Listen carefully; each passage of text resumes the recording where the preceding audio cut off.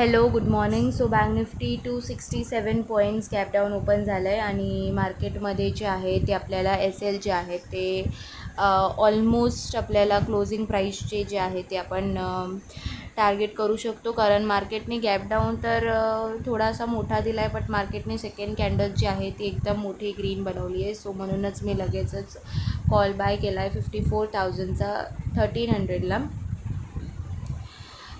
तर माझा trade upside trade घेण्याचं रिझन अपोजिट टू ओपनिंग आपण ट्रेड घेतला आहे, पण मार्केटने जे आहे ते फर्स्ट कॅन्डलनंतर एक डायरेक्टच मोठी रिट्रेसमेंट दिली अपसाईडला. सो आपण जे आहेत क्लोजिंग प्राईसचे जे एस एल आहेत वरच्या साईडला त्यांना आपण टार्गेट करू शकतो.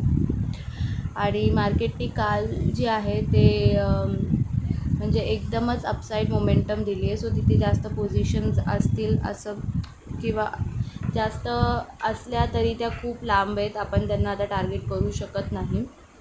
म्हणूनच क्लोजिंग प्राईसचे जे एस एल आहेत त्यांना टार्गेट करण्यासाठी मी हा जो आहे तो कॉल साईडचा ट्रेड घेतला आहे लगेचच सेकंड कॅन्डलनंतर. आणि सेकंड कॅन्डल ट्रेड घेताच जो आहे तो आपल्याला लॉस दिसायला चालू झाला आहे. मार्केटने जे आहे ते परत डाऊनसाईड एक जो मोमेंटम करायला चालू केले आणि आपला एस एल जो आहे तो जास्त मोठा नसतो. 50 to 60 पॉईंट्सपर्यंत आज आपण एस एल जो आहे तो देणार आहे.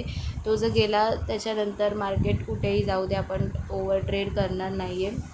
जरी फेवरमध्ये गेला तरी दुसरा ट्रेड आपण घ्यायचा नाही आहे.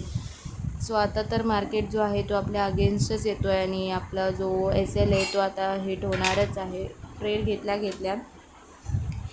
सो अपसाईड ट्रेड घेण्याचं रिझन एवढंच आहे की मार्केटकडे डाऊन साईडला एस एल आहेत, बट ते खूप लांब आहेत आणि मार्केटने एक शार्प अपसाईड मोमेंटम दिली आहे. त्यामध्ये कोणी ट्रेड घेतला असेल आणि ज्याने घेतला असेल त्याचं एस एल पण खूप लांब असेल, सो त्यांना आपण टार्गेट करू शकत नाही. आपल्याकडे जे जवळचे एस एल आहेत ते क्लोजिंग प्राईसचेच आहेत.